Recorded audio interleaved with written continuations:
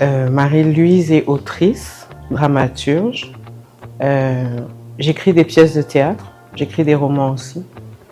Et je suis de formation journalistique. Et le point commun de tout ça, c'est les mots, c'est l'écriture.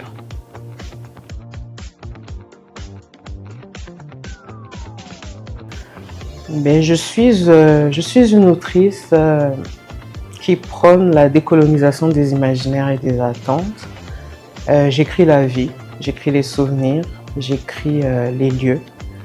Je me présente comme une autrice afro-québécoise expatriée d'origine congolaise.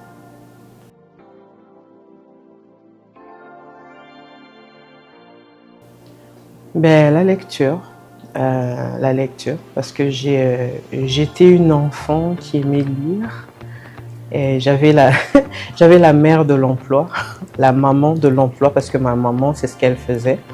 On est 6 enfants et je suis la dernière, donc elle ramenait toujours quelque chose à lire, elle nous donnait à lire. Et étant une maman chrétienne, elle nous offrait beaucoup les bandes dessinées, les livres prophétiques de la Bible, qui étaient édités par les éditions Saint-Paul, comme on appelait à l'époque.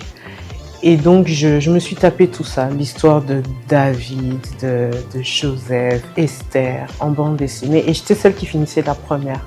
Je finissais toujours avant tout le monde et j'allais lire les livres des autres. Donc ouais. Et aujourd'hui, l'écriture est arrivée, je me dis, parce que j'ai eu à beaucoup lire. Et l'un ne peut pas aller sans l'autre.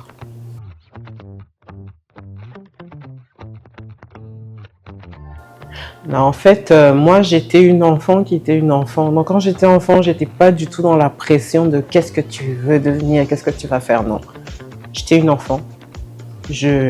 Voilà, je jouais. Je détestais Barbie d'ailleurs, parce que je lui ressemblais pas. Moi, j'ai toujours été une enfant ronde. Puis je comprenais pas cette poupée qui était toute maigrichonne, et en tout cas bref. Donc je jouais à la poupée, je jouais au ballon avec mes frères. Et à cet âge-là, j'étais pas du tout dans le délire de quand je serai grande, je ferai. Non. Mais quand ça commençait à se rapprocher, moi je voulais faire du journalisme. C'est ça que je voulais. Mon père aurait voulu que je fasse le droit. Ma mère voulait que je fasse le stylisme. J'ai tranché, j'ai choisi le journalisme. Mais avec le recul, je me rends compte qu'en fait, le droit, c'est parce que j'étais pas une fille effarouchée. Je prenais la parole. C'est quand je lis le livre de Michelle Obama qui raconte un peu son parcours. Et puis quand elle allait le présenter dans une université, on lui a demandé, les jeunes femmes, les jeunes filles noires, lui disaient mais comment tu as fait pour être visible alors qu'on est dans un pays qui ne nous donne pas cette visibilité-là. Puis j'ai beaucoup aimé sa réponse parce que ça me rejoint. Elle a dit j'étais visible depuis la cuisine de notre maison familiale. Mon père me voyait. C'est exactement ça. Moi j'ai vraiment grandi avec des parents qui me voyaient, qui m'encourageaient, qui me poussaient à m'exprimer, tu sais, c'est pas l'enfant qui commence à parler et dit hey, tais-toi. Non. Chez nous, on s'exprime.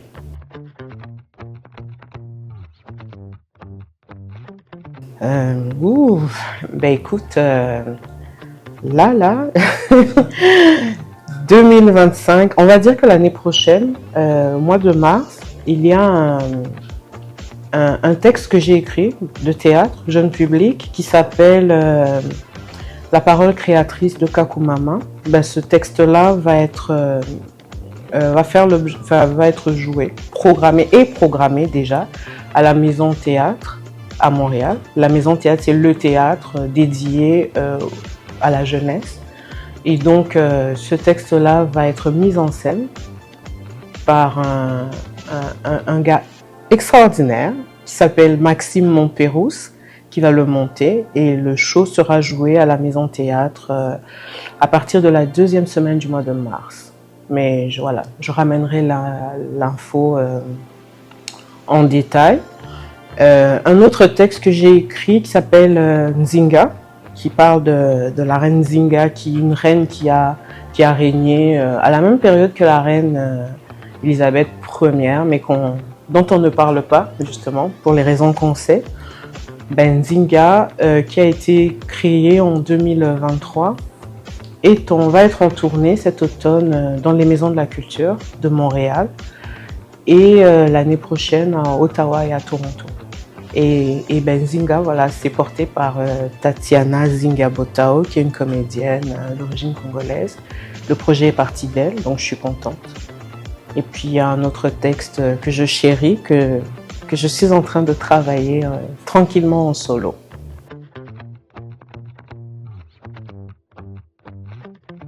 Ah, une lionne directe. Pourquoi? Parce que j'aime beaucoup les félins, mais aussi parce que je trouve que dans l'histoire du clan des lions, mais la lionne c'est un peu la protectrice. Elle protège le clan, elle protège le lion, le roi, et c'est aussi celle qui va à la chasse, c'est la chasseuse. Donc ça me correspond, j'aime beaucoup les gens que j'aime, j'en fais trop même des fois, j'ai l'impression, mais c'est ça. Et j'aime que comment on appelle ça, l'épanouissement ou la réussite soit partagée. C'est important. Je suis pas quelqu'un nécessairement qui aime la brillance en solo. J'aime partager mes contacts, voilà. Et je trouve que la communauté des lions, c'est incroyable. Bon, on a tous regardé aussi Le Roi Lion un peu, hein. Mais c'est ça, j'ai beaucoup aimé cette phrase de n'oublie pas qui tu es. Et en vivant dans l'ailleurs, c'est très loin du Congo, très loin de ce continent source, cette phrase-là résonne très fort dans ma tête. Et quand je marche dans les rues de Montréal, ben j'oublie pas qui je suis et je sais que je suis une lionne bantou.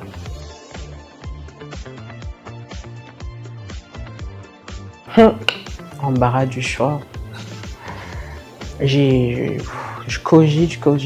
Je pense que je serais le rouge. Parce que le rouge, ben, ça renvoie au sang, mais pour moi, le sang, c'est la vie. C'est mon fils qui m'a soufflé, c'est là en train de me faire des grimaces. Oui, mais c'est ça, le sang, c'est la vie, puis c'est ça qui nous permet d'être, de circuler, Et je trouve que c'est beau, le rouge. Je trouve que c'est... Je sais pas, peut-être que c'est mes origines Louba qui font que... Mais je trouve que le rouge, c'est une belle couleur.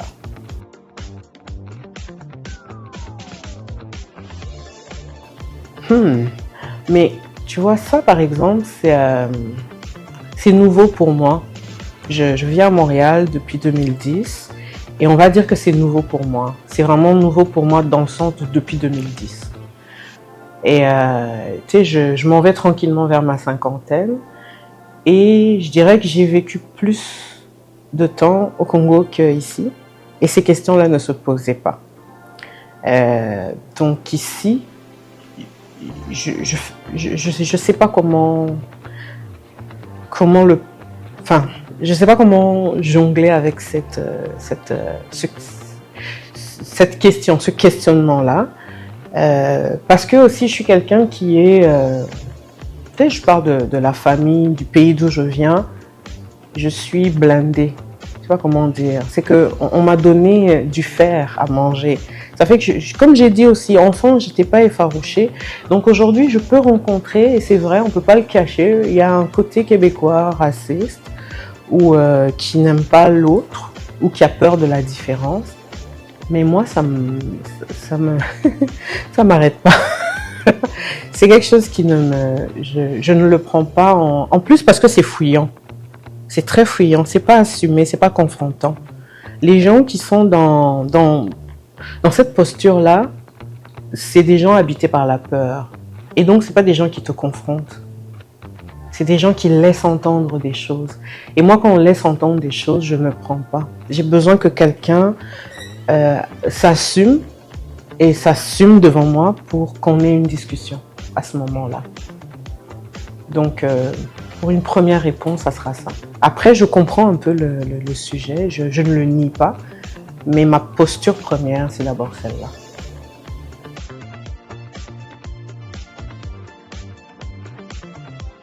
Je n'aime pas cette expression-là de la minorité visible. Pour tout le reste, je prendrais. Mais la minorité visible, là, j'aime pas beaucoup.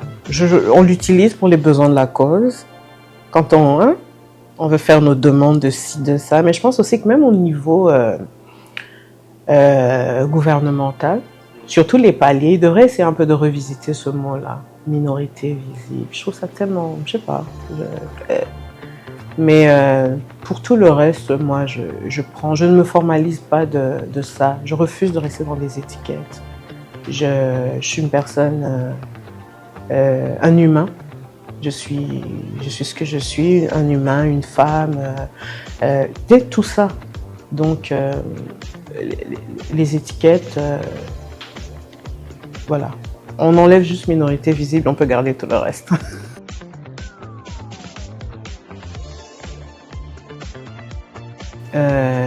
C'est une couleur. C'est une couleur d'abord, et puis aussi un petit clin d'œil aussi, c'est que mon fils, quand il était allé à la prématernelle, il y avait ils utilisaient les couleurs et il disait jamais noir, il disait marron.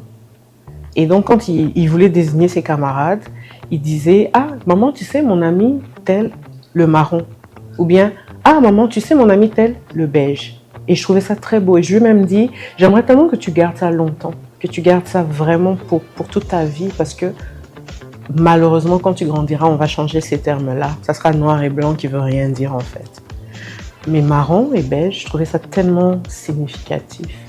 Donc pour moi, ouais, marron, c'est vraiment une couleur. C'est une couleur sans rentrer dans... Parce que, comme je l'ai dit précédemment, je viens du Congo, j'ai passé beaucoup plus de temps dans le continent mère, et peut-être qu'il y a des réalités d'ici que j'ai pas vécues. Des fois, on me demande, une fois, il y a un ami m'a demandé comment tu aimerais qu'on te désigne. Est-ce que toi, on peut dire que tu es une personne noire en Amérique du Nord, ou bien tu es une quinoise?